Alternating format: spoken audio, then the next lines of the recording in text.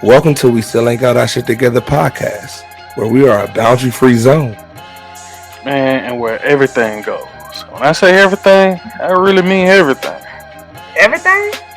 Yeah, Yeah, everything. but look, for real, y'all. I'm gonna be completely honest.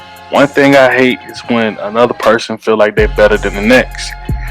I mean, we all still ain't got our shit together nowadays. Plus, life is about constant elevation. And without it, we're dead.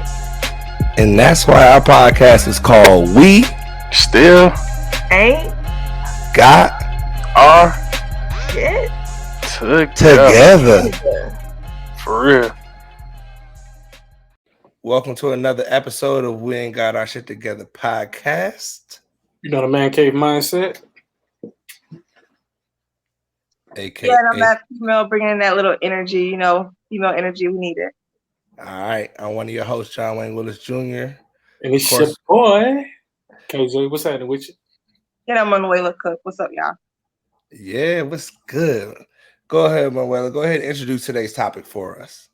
So today's topic today is pretty privilege versus ugly privilege. So yes, I use the quotation, the ugly privilege. Now, I don't even know if there's ugly privilege.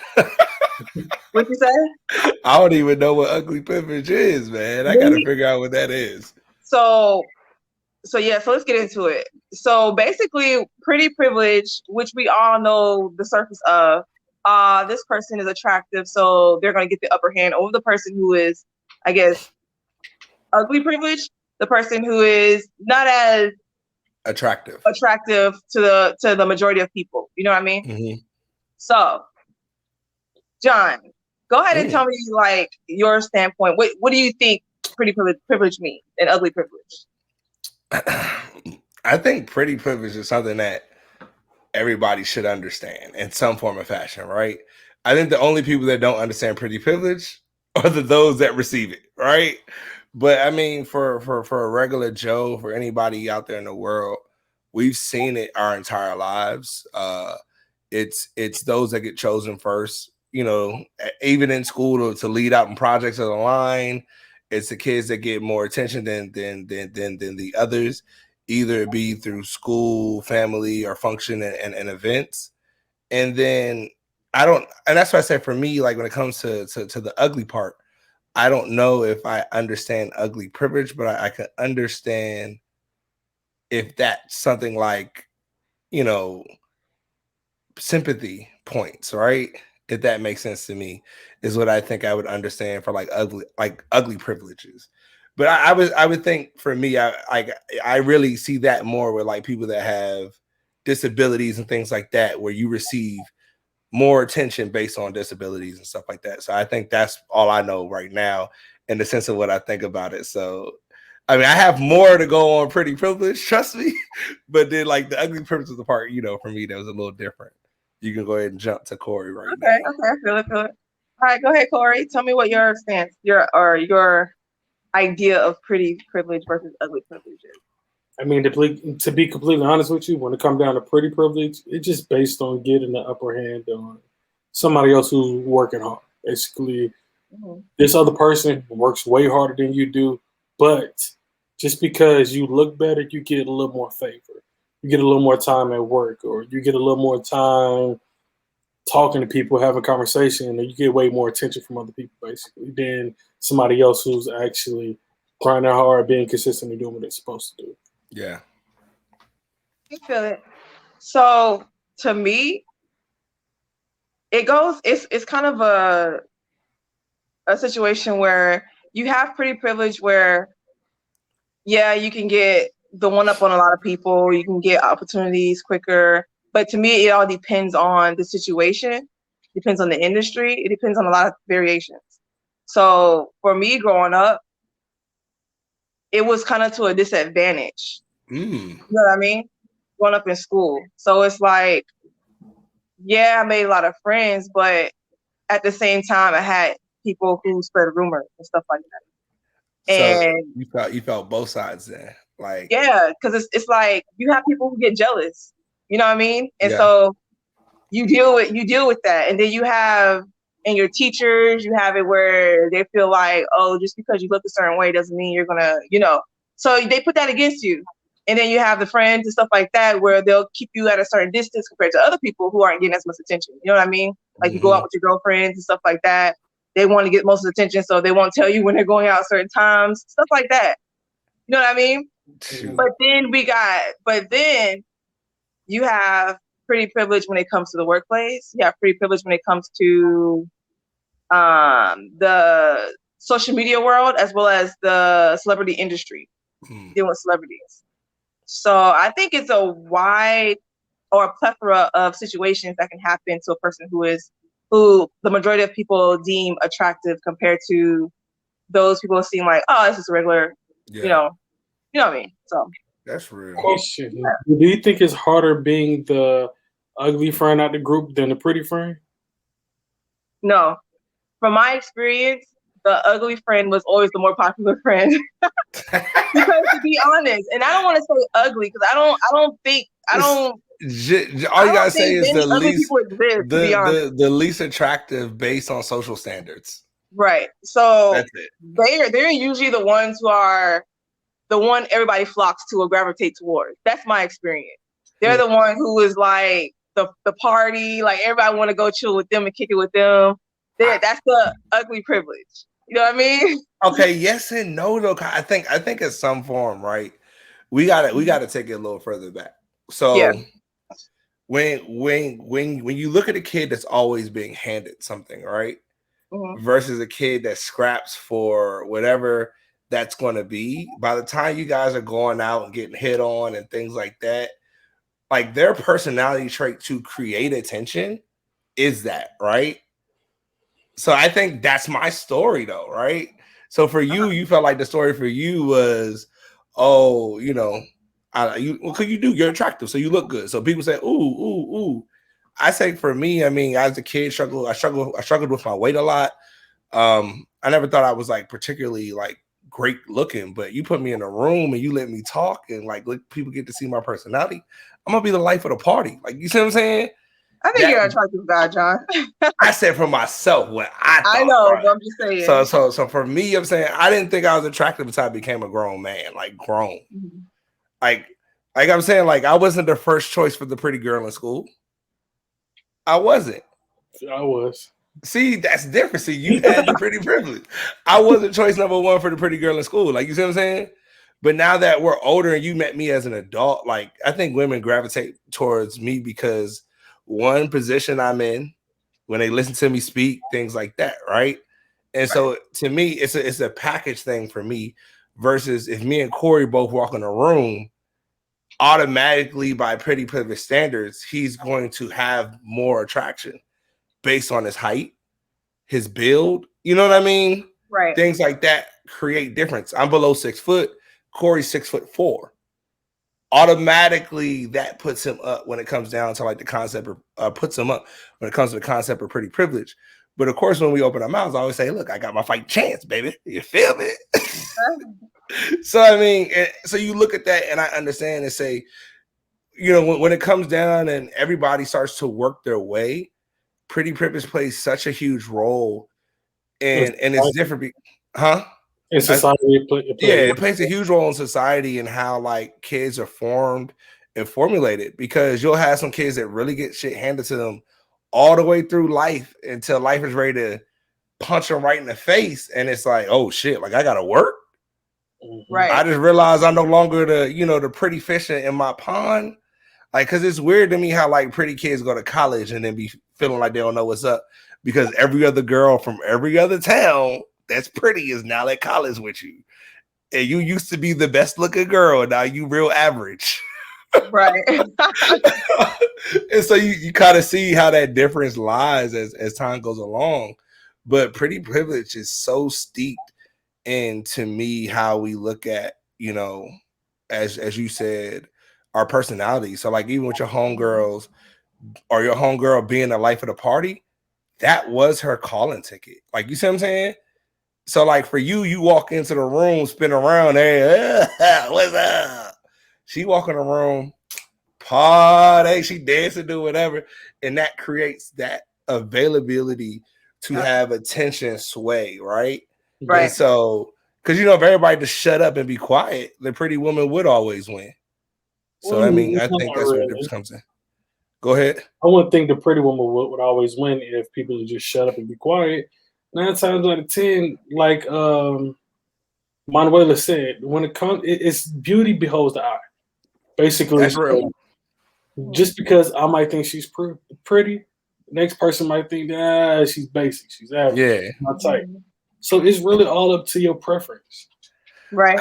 I would say that, but I think my only disagreement with that is that we live in a world of we live in a world of social norms, right? Yeah. So like, I might like thick women, right? I might, what I mean, they got a little meat on their bones. You feel me? Mm-hmm. Some dudes might like ultra skinny, but what is the industry standard of what pretty is, right? Skinny, small, whatever it might be, versus something else. So I mean, you're correct when it says eyes in the beauty of the beholder, but you don't understand the beauty of that beholder until you're old enough to understand that other people have different interests outside of the agenda, if that makes sense, right? Yeah. The agenda rules until you're old enough to understand that there's other things. And so I think that's kind of where that starts. Yeah, and I think I think the privilege comes more so from the male standpoint when it comes to an attractive female. You know what I mean? But when it comes from other women, like let's talk about the workplace, for instance. Yeah. When we deal with other women who have to deal with other attractive women, you're going to have a hindrance there. You're not going to move up quick enough in the company. You're not going to, you know what I mean? You may not even get the job. You see what I'm saying? Now, I feel like those Lifetime movies be real. Yeah, it be on point. The Lifetime movies be real. I'm not promoting that bitch. Who she sleep with to get here? Crazy though, bro. That's nuts to me, bro. Like the bad part about it is, I feel like women go through that competition more than men. We don't really care if the next person looks better than we do. Yeah. I feel like it's more of a woman thing. I think that's also part of understanding competitive nature being taught to men, right? Mm-hmm.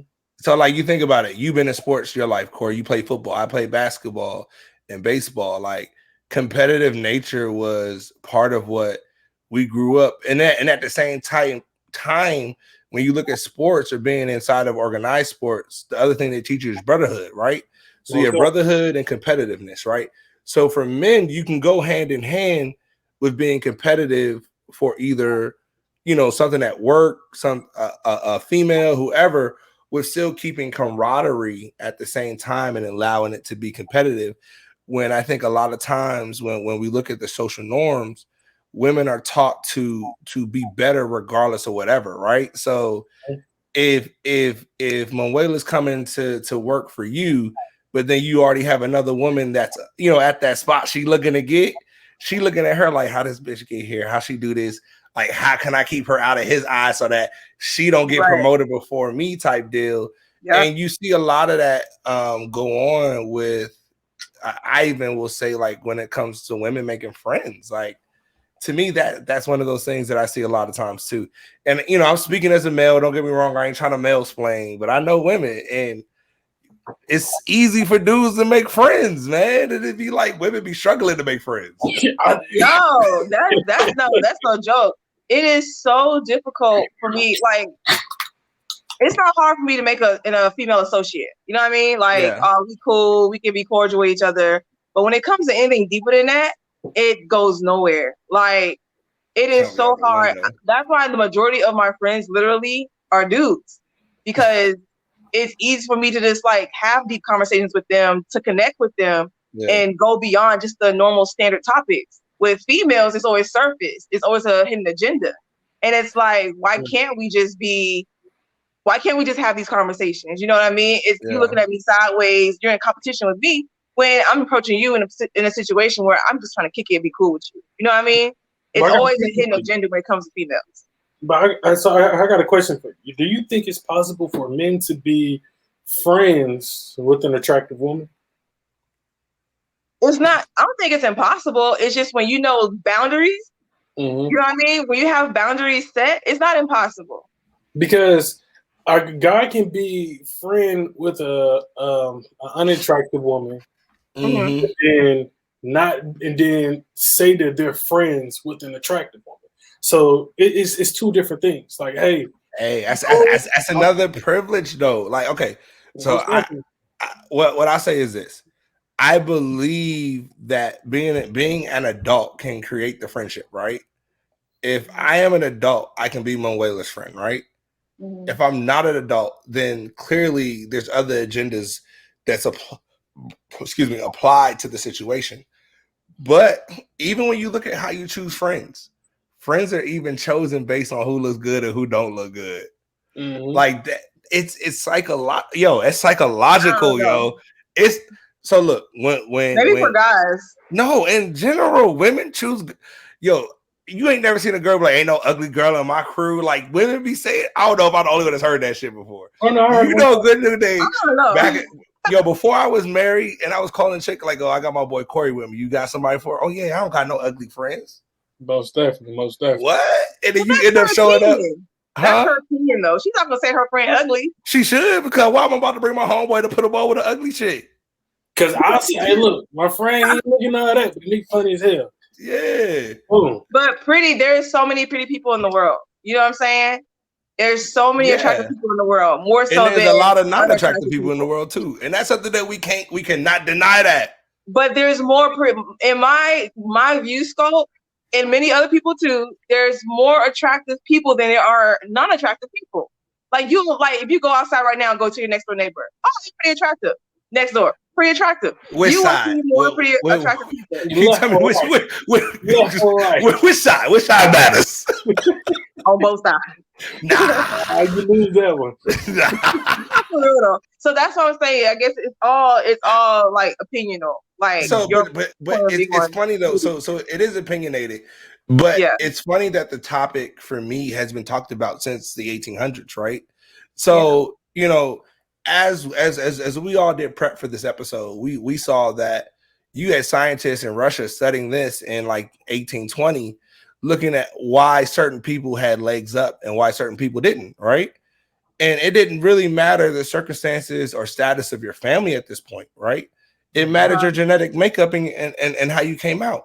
So depending on whatever status of that is, you're going to have both sides of the stick. Like there's going to be a spectrum to it, right? So I think Manuela talked a little bit about how ugly it can get by being pretty, right? Because the normal people understand pretty privilege, right? So it's like, oh, she's always getting chose first. That dude's always looking at her, or this or that. And so they feel like they're losing out on something. So the best way to get her out of the picture is to literally get her out of the picture, if that makes sense, right? So you have two sides to pretty privilege. Now, I always tell people, I think that you need to understand if you're socially considered attractive, because then you can use that. Because you're attractive doesn't necessarily mean you don't work hard. I always tell people, like, if you're not successful and you're in a socially attractive person, you squandered your pretty privilege. I mean, but dude, like, think about it. If you think people really understood it, do you think that they could use it to their advantage? Absolutely. Oh yeah. But I mean, at the same time, it's gonna all come down to personality as well. Yeah. I mean, you can use your looks for so far. You mean it goes so far. Nah, you got to put the work in. You got to put the work in. You can't just be a step 2 though when you're pretty. That's step 2 when you're pretty. Get the job, put the work in. Yeah, I turned a lot of pretty women down just because their personality wasn't there for me. Yeah, but then again, like you are still talking from a place of a privileged man. Elaborate how? Okay. Because I have the privilege to turn a chick down? Yes. You know what dudes don't have that privilege? Every dude has that privilege. Okay, no. Every guy has that privilege, John. It's all in how you. It's all in how you carry yourself, how you dress. Yes and no. Yes and no. Yes and no. Yes, it does matter. It does matter, because what I am telling you right now, and this is something that I'm a hold true to. Height is a part of privilege for a man. Height is a part of pretty privilege. Every woman wants a tall guy. I ain't gonna hold you. Hold on, every woman. It's pretty privilege. It's just an Hold advantage. on, I said for males, it's a part of it. Every woman wants a tall guy, above average guy. Every woman wants to be able to wear heels with, right? Right. So right. even if me and Corey walk in, like, and I say we're friends, if we both walk into a room, he has a beard, I have a beard, he got long hair, I got long hair. I mean, I'm chocolate. He's, I don't know. I can't call it what it is. Horrible. But what I'm saying is he'll gravitate looks based on height before I would. I'm also larger in mass than he is. Like, you see what I'm saying? So there are constructs, right? When it comes down to it. So for Corey to sit in a room at 6'4", his complexion, his body build, his facial structure, literally will have more women to say no to than if I was to come and sit into a room and be there. That's the truth. That is the truth of the matter. So for him to be able to say, well, I've said no to a lot of pretty girls, but we have friends, me and you, Corey, have friends that we know don't get pretty women. Yeah.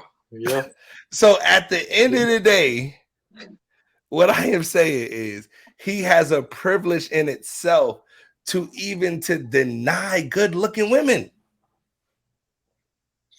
Y'all gotta agree to that. There's a situation. It's kind of hard for me to agree to it just because you come talk about you. That too, and the fact that it is like, most definitely. So even though it's my body structure and my height or whatever, I feel like that really don't matter. The reason why is because I can have this body structure, this height, but don't know how to have a conversation. Okay, time out. We are not talking about the initiality of what happens after. Okay, you just talking about look from look. Like attraction is the foremost in everything you do. Attraction is one of the foremost decisions that we make anytime we make a decision. Mm-hmm. I didn't choose my wife because I loved her personality at first.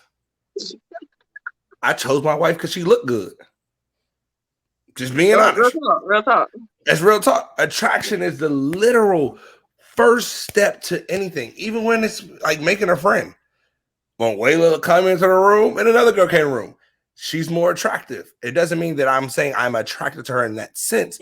But when you look at the two, if I have to scan a room, who's going to catch my eye first, right? At the end of the day, we have to look at it the same way we look at everything else in life. There are constructs subconsciously why we have to understand that pretty privilege is real. I mean, they even since 2017 have had studies on how to break the construct of using pretty privilege to make decisions. Mm-hmm. So, like, if we're all bosses, if you're hiring somebody, Manuela, and you have 4 applicants, at some point subconsciously, the one that's more appealing to the eye sometimes has a leg up. It's not necessarily to say that it's, Negative. I used to have a position where I had to hire people. Mm-hmm. You always chose the ugly girl. Honestly, I never looked at a person's appearance and gave them the job. I don't think that you get the resume, but I think they have a leg up. Like I'm gonna double take that Corey guy. Let me double take that Manuela girl. Like honestly, the men who came to apply for the position, the ones who were deemed to many as unattractive were the ones who usually got the position. Too many people depend on their looks, thinking, "Oh, just because I look this way, let me answer the question mediocrely." You know what I mean? Okay, don't get me wrong. If you're not gonna have what it takes to get the job, then you can't just get the job. Yeah, but I never looked at looks first. Most of the time, I look at the paper asking the question. So when I see you, I must be superficial. Clearly. Okay, cool. I got a question for both of y'all. So we have ugly privilege and pretty privilege. Now, when it comes to the Black community, you have it too, but you have it with the skin tone. Some people feel the lighter you are, the better you look, and some people feel vice versa when it comes down to the darker you are. It's all in. I feel like that's kind of privilege in its own way, and it's causing separation between our own community. Wow. Yeah, it's been happening for 463 years, 28 minutes, 32 seconds. So like Now, hold on. I mean, I'm about to break it down because when it comes to having a color complex, right? You got to ask why it's there. We know why it's there. Most exactly. So I mean, what I'm saying is, there was a statement I heard during the buddy, I don't know why his name is blanking on me, but the dude that did the uncomfortable conversations with a black man, and he was like, racism is mostly caught, not taught, right? Like, how do you catch it, right? So it's literally simply as being is who that was around you that hated on somebody that was light skinned, right? It could have been like grandma, like, oh, them light skin beep beep beeps, always get the man, or that high yellow, always da da da da da, right? And then, oh girl, you would have had him if you was lighter. He only liked to choose the light skins, like, you know what I mean? Or even when it comes down to the whole conversation of men with dark skinned men this, light skinned men that, right? Those are two different concepts. But when I think about the whole process of the color complex being brought into pretty versus non-pretty, I tell people, like, what makes a rainbow pretty is that all colors are pretty in the rainbow, right? I don't care if you're light skin, dark skin, right? Pretty gonna look pretty when it's pretty. Regardless. Yeah, regardless. It says it's not because you're lighter than the other it makes you look better. Nah, to me, it's bone structure. Truthfully, I mean, let me not say that because then now I'm about to portray, other people don't look good and do look good. But I'm just saying it really does drop down to that. But to me, like, I think at some point we got to figure out how to dead the color complex within our own cultures. Like, because to me, that is also a real process of what look good and what doesn't look good and sense of choice. But see, we're starting it right now by talking about the privilege and ugly privileges. Yeah. Why is because once we break that down, we can go ahead and break down colorism. And then from there, we can target other topics and issues that we need to actually touch on or really hit to. All right, Manuela, I got a question. I got a question for Manuela starting, especially having older girls, right?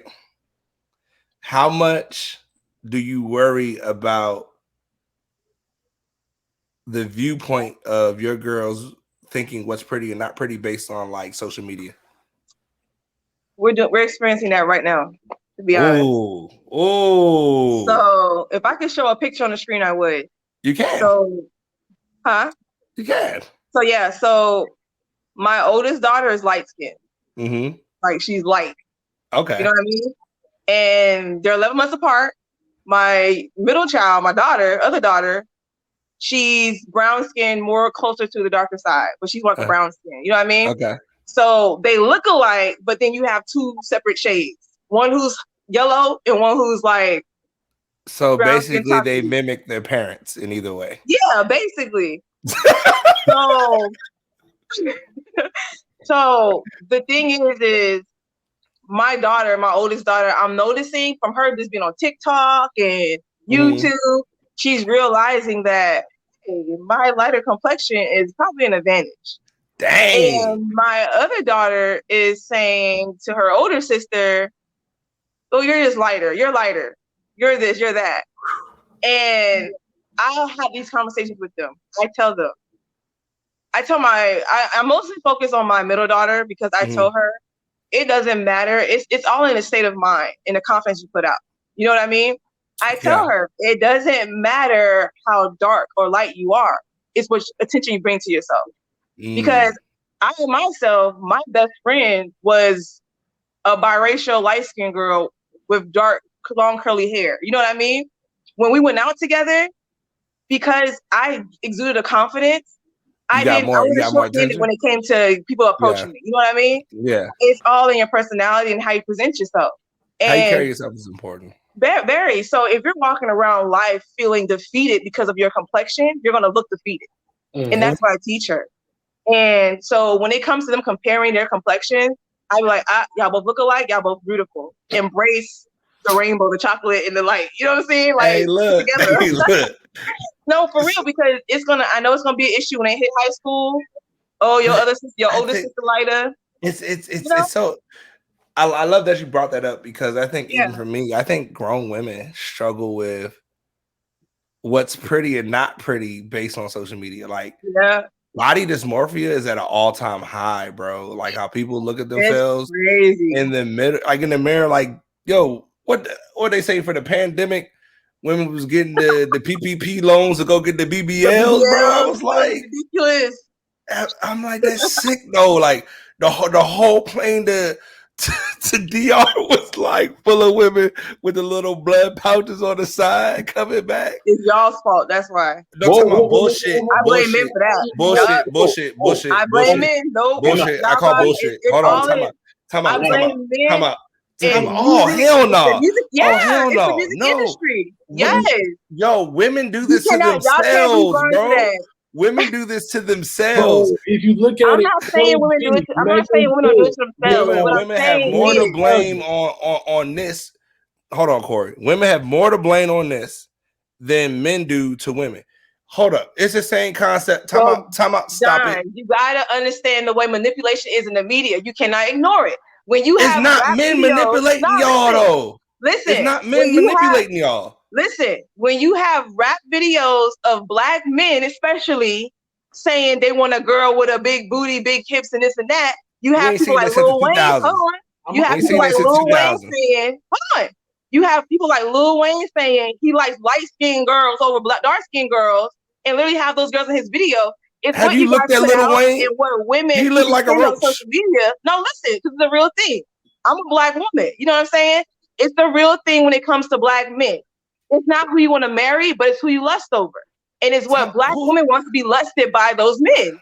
And so they go the extra mile to get the big butt, the big hips, the big boobs, and all that stuff, and risking their lives for it. Because those women who are in the music industry are marrying those rappers who want those women. And they get Kim Bella. Look at Kim Bella. Who's Kim Bella? And Jules Santana from Dipset. Look at all these women. They're getting these men because of their body. They're getting these men because they're in the circle. They getting these men because they're in the circle. They're in the circle, but this is what these men are putting out in the public on social media because that's what they want. You can't ignore that. The media controls people's minds and what they want to do. So my question is this: if the music industry changed the standard on what is accepted, then you like back in the 90s when you had women who were natural wearing their braids in their hair because it was talk about that good old Janet and poetic justice. Real talk. I'm touching on that subject because it's the truth. Yo, I don't know. I just don't know, man. I ain't never seen no man to be like, oh, I need my girl ass to be that much bigger. I ain't never seen that. I'm talking about the media and what the media puts out and what's saying what the standard for black women is. You won't see that for other cultures, but when it comes to black culture, what's the standard? Go ahead, Corey. Big booty hips. You go in the club in Atlanta. What you gonna see? Real talk. Hey, when I go, I'm not going to put myself under the microscope, but I agree. Black women. Go ahead, Corey. So first thing first, just because it's social media doesn't mean that we actually the ones that's actually putting them statements and everything out. 2, 9 times out of 10, there's more females influencing the other female. Just because I say I might like a woman with a fat ass, or I might like a slim woman, or I might like an athlete, doesn't mean that you're gonna do it. But the fact that you seen your best friend got that ass pouncing and bobbing, now you want to goddamn be like, okay, you know what? She look good. Let me try it. Or this woman over here, let's do this. Or okay, I don't value myself as much, so I'm gonna start working as a stripper, get the money, get my ass fat, and now boom, I'm making more fucking money. Who gets the most money in the strip clubs with big booty? Who gets the most money? That's actually not true. That's not true. Time out. Who gets the most money? Cardi B will tell you. Cardi B will tell you in the strip clubs. Time out. That is bullshit. That's bullshit. Hold on. No. Hold on. I'm not saying big women don't make money, but shoot, there are certain women in the strip club that make the most money. Don't always got the fattest ass in the strip club. I'm gonna put that. Yo, shorties with this flexibility, shorty with the personality, shorty that creates her clientele. Yo, there's a girl that I know who has been a stripper. Talk about $30K in a night. $30K in a night. Almost shit, her ass ain't that fat. But she got the total package. I mean, she ain't this big booty little titty, but I mean, she bang, bang, bang, but she ain't like, whoa, you know what I mean? So look, But bro. what I'm getting, So but look. this is. Go ahead, Corey. So I've been going to the strip club since I was 16. I know it ain't legal. I've been going since 16. My first one was Cookies and Cream in Alabama. Point blank, period. When I tell you, it's not the woman who always has the fattest ass who makes the most money. I'm telling you right now. I can break it down to where it is before I got married and all that. We'll walk in the strip club, most definitely. We'll sit down, we'll chill. The ones with the fat ass most definitely will approach. Should get turned around. We're not looking for that. We looking at scope of the scene because 9 times out of 10, the one with the fat ass, she gets attention from other people. She gets attention from motherfuckers who don't got money. She gets the attention from everybody else. We don't want her. 9 times out of 10, the one who's making the money is the one who got the body right, the one who's doing something, the one who's over there. She really getting to it and dancing, and she's not really out there trying to throw herself around. You'll catch her throughout the scenes. So it's just certain ones. That's okay. Maybe that's true. But this is the point I'm making. In the early 90s, before the whole women, how whatever was changing, how did women look? Nah, I don't disagree, right? No. Answer my question. They were natural and proportionate. Exactly. Now, listen. Fire. Like, hold up. But, okay, so time out. Listen, hold on. Because it doesn't just go towards Black women and just how Black men view them. It goes in the industry in general when it comes to the standard from the industry and the media, from modeling and how they body shame, want you to be skinny and all this stuff, to even to the music industry. When it comes to music industry dealing with Black culture, what they put out is what they wanted to happen, want the change to happen, was the big booty women. The big hips. When that started being the forefront in music videos, what started happening with Black culture? But you want to know why that happened? Is because who runs the music industries? Time out. White people. Time out. I'm gonna ask again. Jewish people.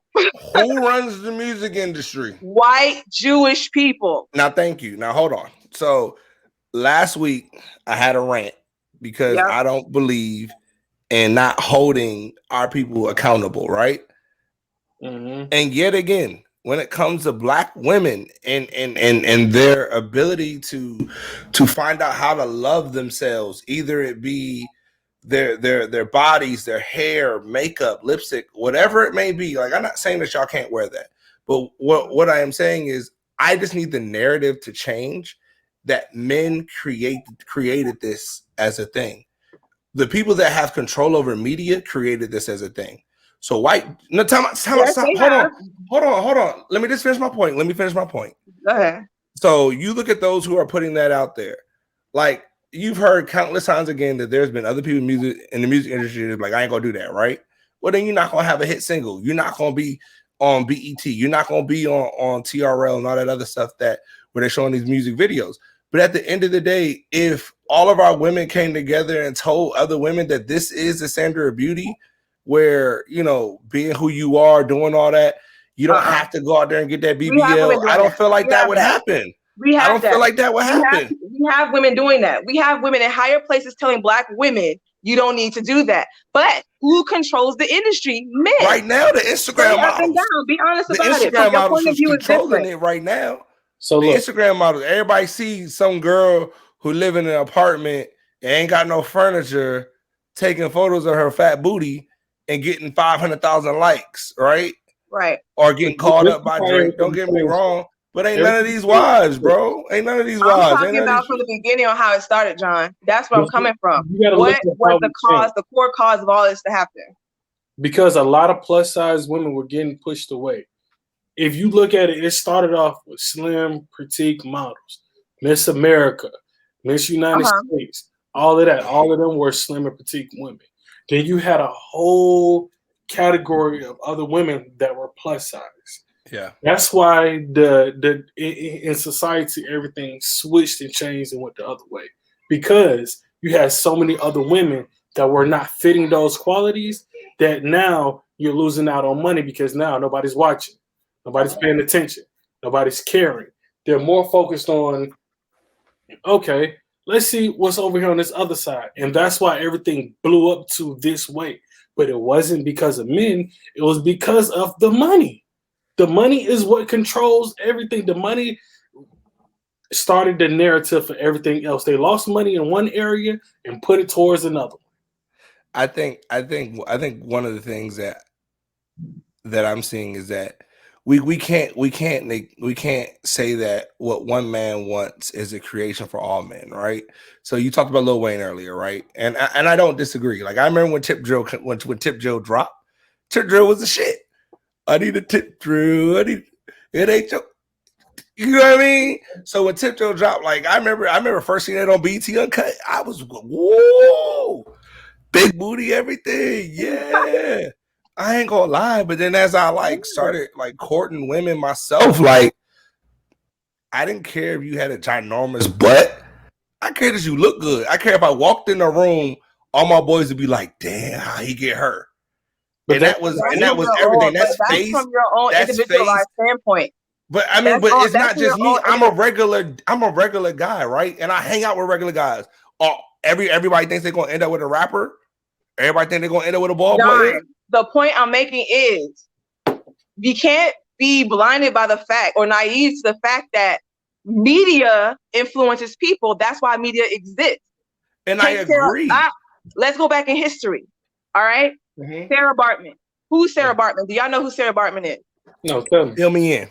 Sarah Bartman was born in 1789, right? Mm-hmm. She died in Paris on December 29th, 1850 at the age of 26. She's the Black woman from Africa who was on display because of her body. Her body was so, like, her butt was huge. Like, her breasts were huge. Like, she was what we consider BBW.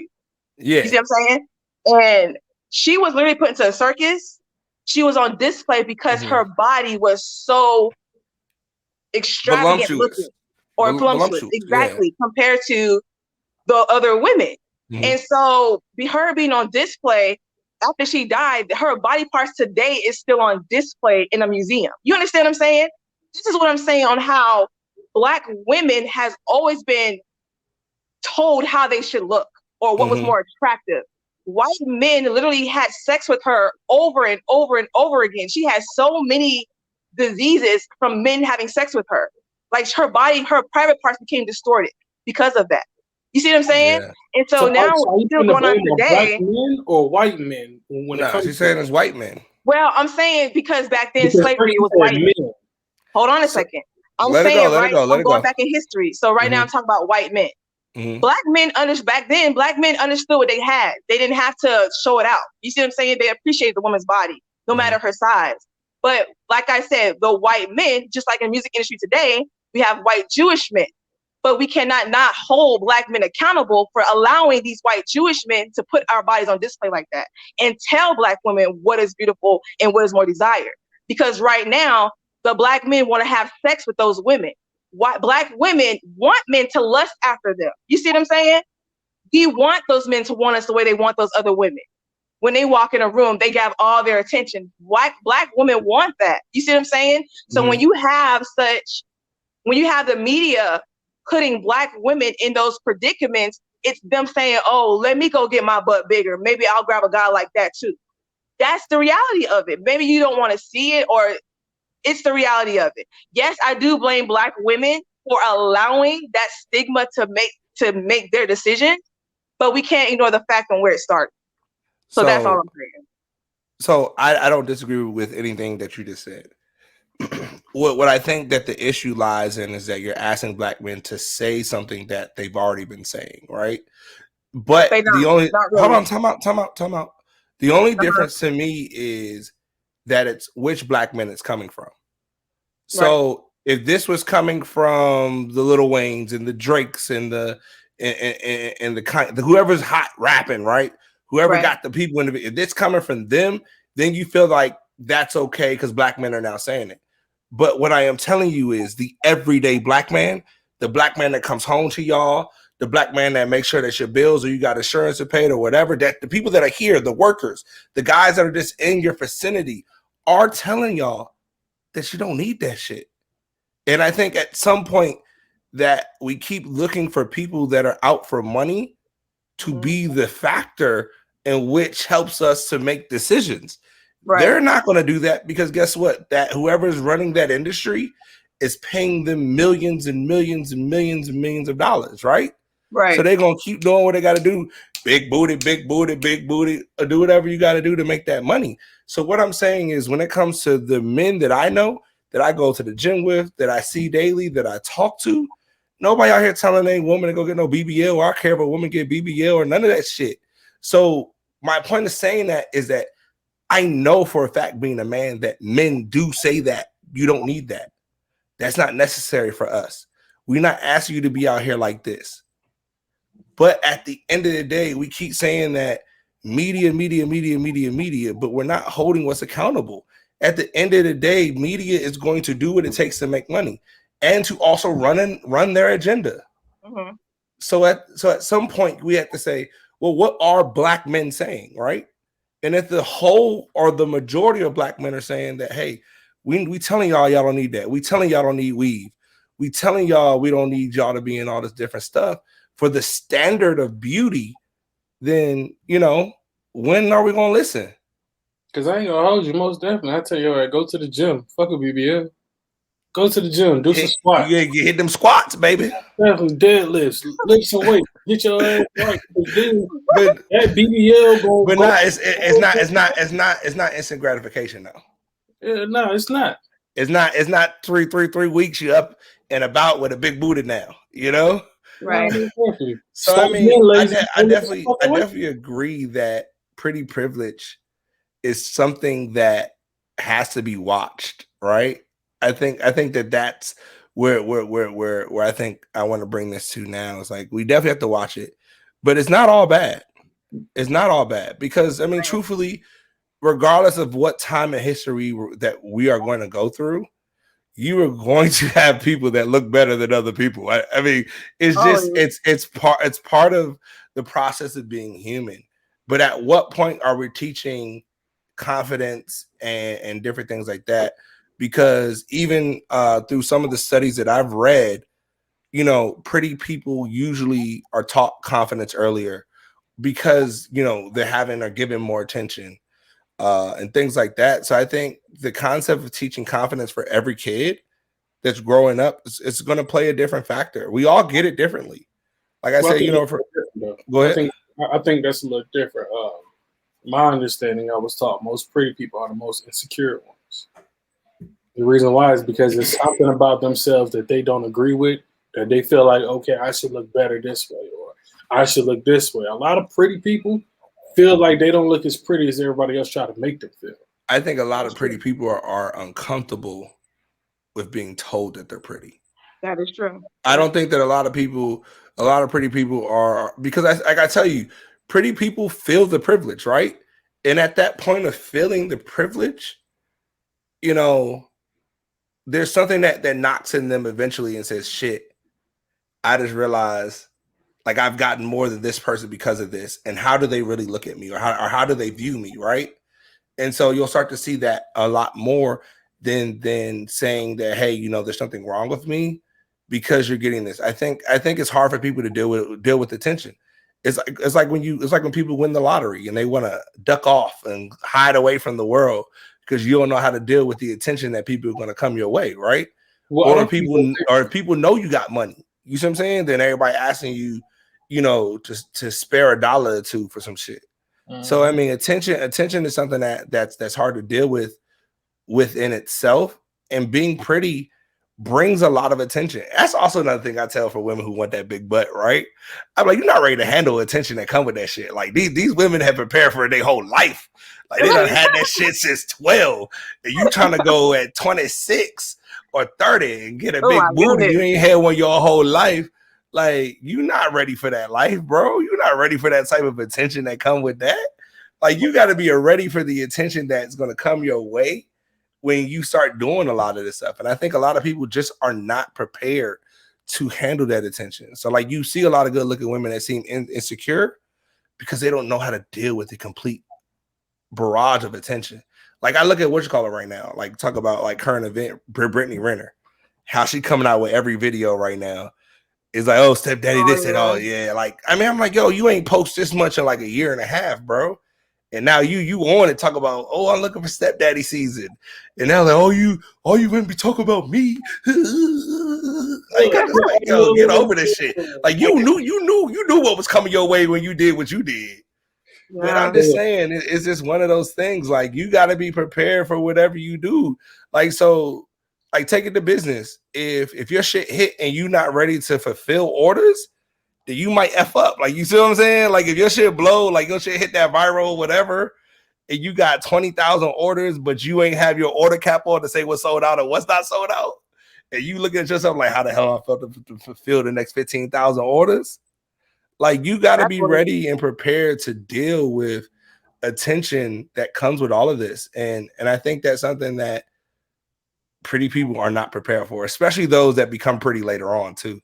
Because, you know, everybody know you got to glow up. Got older. I wasn't always, I feel like I wasn't always like, like when I hit high school, that's when it's like you start maturing. Got that glow up. Like that. I was like the swan. Went from ugly duckling to like...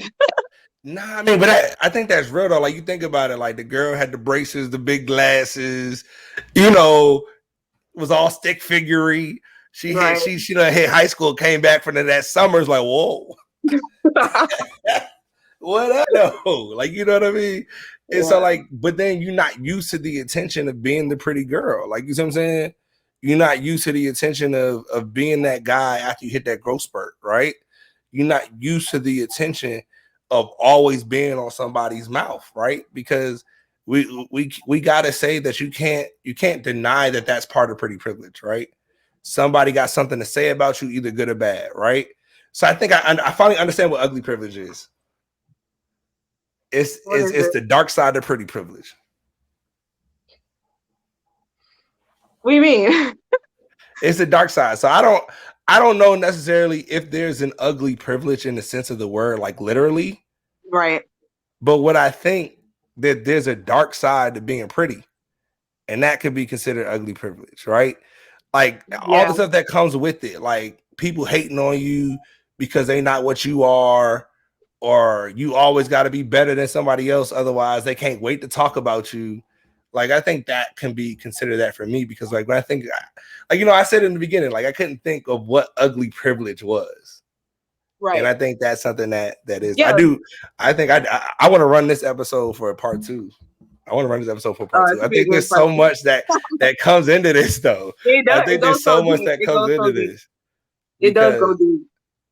I don't even think we scratched the surface of how much research that has been done on this subject alone, just in literal the position of raising kids. Like, when I read that shit, like that shit blew my mind, dog. But then like I realized it was true, because I mean I remember seeing it as a kid. Like I can vividly remember that there are people I do not talk to this day, and I'm 34, and how people talked about them when we were 12 and 15 or 12 and 10, right?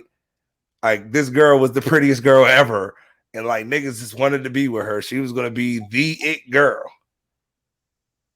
Wow. Like, right? Like, you think about that. I remember that now at 34. And it's still I can't remember half the shit from back then. If I can remember that, like, right? But so you can remember seeing pretty privilege in effect. And I think that that's interesting. How do you think you want to, you know, close it out, Manuela, after talking about pretty privilege? What are a few things that you would want to hear from us about that subject now? From it? No, just from me and Corey closing it out. So I don't know. I mean, y'all touched on so much in regards to it. Yeah. And your point of views and stuff like that, because you gave your certain point of view when it came to ugly privilege, and Corey gave his point of view when it came to pretty privilege. But at the same time, your wives. How did you choose? Like, there you go. That's a good question. That's a good question. Go with it. Like, he gonna choose. He gonna make sure his wife beautiful. But what about you, Corey? Because your wife is beautiful. His wife is gorgeous. Like, right? He can't even say shit. Look at her. He's like, that's that. Look, Corey got that pretty privilege. He don't want to talk about it though. He's not even my conversation skills is crazy. Oh, next thing I do want to say too. watch our Patreon. The reason why is because if you want to know how to get a pretty privileged chick, I teach you how to get one. Same with I'm gonna teach you how to get a pretty privileged chick. most definitely. Same thing with females. If you want a privileged dude, I'm gonna teach you how to get one. It's Just all be about an asshole. That's how you get those women. Just be an asshole. Okay, so what I did was No, we not. No, do not jump into the conversation. No, Finish it up. I'm not. So look, this is exactly what I did. Straight to the point, real cut and smooth. Most definitely, I said she was pretty, and I left it at that, and I walked away. Waited till about 2 more days, came back up there, said, "Hey, how you doing?" We had a little conversation. She said, "What's your name?" I said, "Future." She said, "Why? Why Future?" I was like, "Cause I'm the only thing you're gonna see in the future. I'm the only thing that you're gonna see." Be charming. Look at him. Hey, look at her, bro. Hey, you better play this into the episode for her. You better play it. Got her off rip from me. As soon as I got her off rip, that was boom, point blank period. But it's not. So for me, it's your conversation skills. If you got great conversation skills, it don't matter if you're pretty or not. You can pull whatever woman you want to pull. Hey, look, I've been this way. I actually played mine too, bro. That's funny, right? We had a class together, and I told her to wait out of class one day because we were finishing up the final. I ended up coming out, and she thinks I'm about to get her number. And I was like, "Oh man, how'd it go for you?" She was like, "Great." Oh, all right, I'll see you around, and walked off. Most definitely, that's how you do it. And it came, next time you see it, like, "Oh, now I need you," because she can't believe that she got played. So I mean, it's real though. It's real. That's how you get a pretty woman. I swear it is. But that's how you get a pretty woman. That's real though. Down for everybody. That's real though. You gotta you have to put her in that space where it's like, oh shoot, he has more choices than me. Because pretty women really don't think other niggas got other choices. That's real. Yeah, you gotta be confident. Like, you want me? Well, mine. So, I don't say, how did you do yours? Well, I ain't do nothing. Mine, the way mine came at me. Pretty privilege. Because we met on Facebook. Say it again. Say pretty privilege. No. He came all for you. Huh? You said he came all for you. Pretty privilege. Nah. So how the way he approached me was he was doing riddles on Facebook. And he asked me a riddle. And I was getting the riddles right. So the way he got me was, if you get this one riddle right, I'll take you to breakfast. Oh. So I got the riddle right. And he was all the way in Cleveland. I was in Atlanta. He literally drove from Cleveland to Atlanta. And we went to IHOP. Damn. IHOP. So yeah. He's better than me because I would have been driving. I would have been driving from Cleveland to Atlanta. So question, how do you know the answer was right? He just was like, yeah, you got it right. And just pulled up anyway. Well, I was smart. First of all, I okay. Wait, to toot your horn though, right? Beep, beep. No, that's how it happened. And then, but I just made a long story short. So it wasn't just like right away. I made him wait a year. So that's how it was. Shit. The year would have been too long for me too. Maybe it was less than a year, but it was around a year. I was already involved, so it had to be like. Nah, that's gonna be a whole Patreon episode. I know what y'all just heard us say. I said nothing. Nothing. I said nothing. Patreon, here we go. Most definitely on our Patreon, y'all check it out because I am gonna look. It's coming soon. We're gonna drop it. This is gonna be. It's gonna be too much fun. It's gonna be too much. Yeah, fun. Definitely. Yo, look at that! Right at the market today, 5808. Call me the Don Juan of timekeeping out here today. Yeah. All right, I will say this has been another episode of We Still Ain't Got Our Shit Together podcast. Yes, sir. Yeah. This the Man Cave Mindset. Hit it. Oh wait, no, you might well ended it with the female sass for me. Yeah, I'm always bringing the female sass with that energy. I'm everybody's best friend basically. Everybody's best friend. Look, it's been amazing, y'all. Yet again, we're gonna holler at y'all next time. All right.